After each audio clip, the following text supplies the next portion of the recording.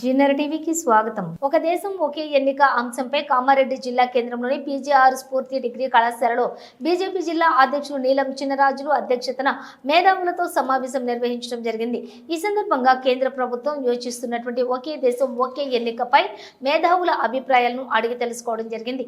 ఈ విధంగా ఎన్నికలు జరిగితే ఆర్థికంగా, సామాజికంగా అన్ని రకాలుగా దేశానికి ఉపయోగపడుతుందని ఆ సభికులు తమ యొక్క అభిప్రాయాలు చెప్పడం జరిగింది.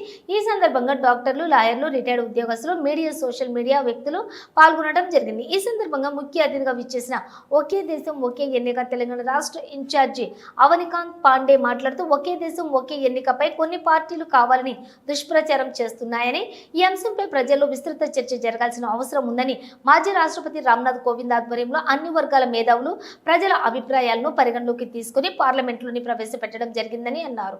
అయినప్పటికీ ఈ అంశంపై ప్రజలకు పూర్తి స్థాయి అవగాహన కోసం గ్రామాన చర్చ పెట్టాల్సిన అవసరం ఉందని అన్నారు. దేశానికి ఉపయోగపడే ఎలాంటి మార్పులైనా సరే చేయడానికి సిద్ధం అని ఆయన అన్నారు. ప్రజలపై ఎన్నికల వ్యవహారం పడకూడదు అని, ఎన్నికలు అభివృద్ధికి ఆటంకం కాకూడదు అని ఇలాంటి చట్టాలు రూపొందిస్తున్నట్టు వివరించారు. और ये इसलिए भी आवश्यक है कि बीजेपी सत्ता में इसलिए आती है कि उसे व्यवस्थाओं में परिवर्तन लाने की चिंता है, और व्यवस्था में परिवर्तन इसलिए लाने की चिंता है कि हम समाज को और बेहतर कैसे कर सकते हैं।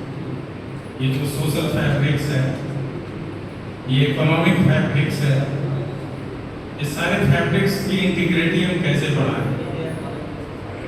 इसीलिए हर विषय को ये पहले 1 साल पहले 2 साल पहले से समाज में जहाँ आज इकट्ठे बैठे हैं, इस पे बहुत सारे, जैसे कि नीलम जी ने बताया कि मंडल लेवल पे कार्यक्रम हो चुके हैं, तो ये विषय तो अंदर तक चली गई है लोगों के बीच में।